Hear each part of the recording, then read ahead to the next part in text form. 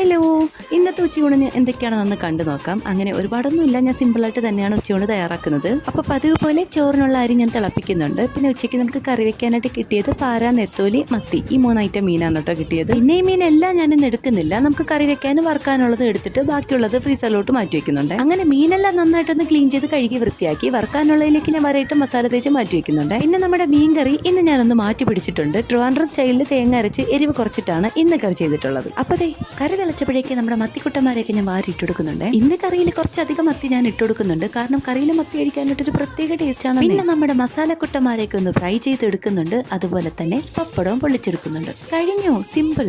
ഇന്ന് തോരനൊന്നുമില്ല. മത്തി പൊരിച്ചതുണ്ടെങ്കിൽ പിന്നെ എന്തിനാ തോരൻ, അല്ലേ? ഈ തിരുവനന്തപുരത്തുള്ള ഞാൻ എന്തിനാ ചാളക്ക് ഇങ്ങനെ മത്തി എന്ന് പറയുന്നത് നിങ്ങൾ ചിലരെങ്കിലും ചിന്തിച്ചിട്ടുണ്ടാവും. സ്വാഭാവികം. നിങ്ങളെന്നാ ആലോചിച്ച് നോക്കിയേ, മത്തി എന്ന് കേൾക്കാൻ തന്നെ എന്തൊരു ഗമയാ. ഇത് വെറും ചാള, അത് കേൾക്കാൻ തന്നെ രസമില്ല. അതുകൊണ്ട് അങ്ങനെ പറയുന്നത്. എന്നാ ശരി.